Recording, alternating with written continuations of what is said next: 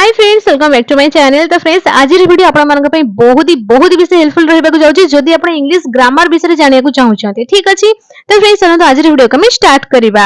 तो friends English रे शुद्ध भाषा कहिबा को बा लेखिबा को हेली इंग्लिश ग्रामर संबंध रे किछि जानिबा उचित। तो फ्रेंड्स जेमिति कि इंग्लिश ग्रामर को पांच भाग रे विभक्त करा जायछि, जथा वर्ण प्रकरण, पद प्रकरण, वाक्य प्रकरण, चिन्ह प्रकरण एवं छंद प्रकरण। ठीक अछि, तो फ्रेंड्स हम सबुठ प्रथम डिस्कशन करिबा वर्ण प्रकरण बा वर्णमाला विषय रे।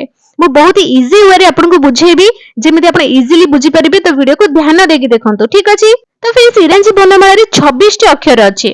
ठीक अछि, यह दुई प्रकार रो अटे। जेमिति कि आपण स्क्रीन ऊपर देखि पारुथिबे, ए सब बड़ बड़ लेटर मान को ना आमी कैपिटल लेटर कहंती एवं वाक्य रो आरंभ रे व्यवहृत पदर प्रथम अक्षर कैपिटल लेटर हुए। एवं यह व्यतीत एही अक्षर व्यवहार अनेक नियम तथा स्थान रे बुझाई दिया जायछि।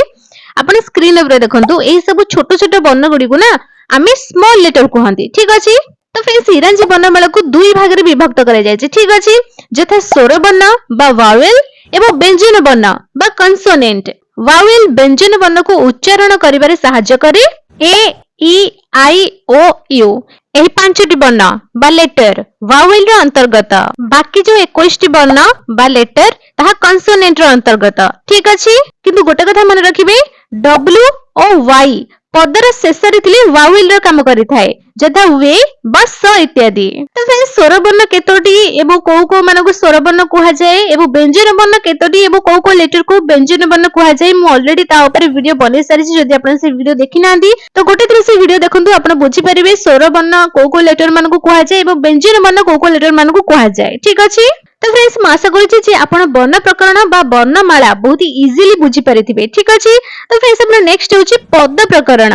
तो फ्रेंड्स वाक्य रे व्यवहृत अर्थबोधक वर्ण बा वर्ण समष्टि को पद बा वर्ड कहा जाए एवं पदर जेउ अंश एकाथर के उच्चारित हुए ताको पदांश बा सिलेबल कहंते। जेमिति कि एग्जांपल रे मु कहिबी कट गोटे सिलेबल, ग्रामर दुई सिलेबल। ठीक अछि, बुझी पाले।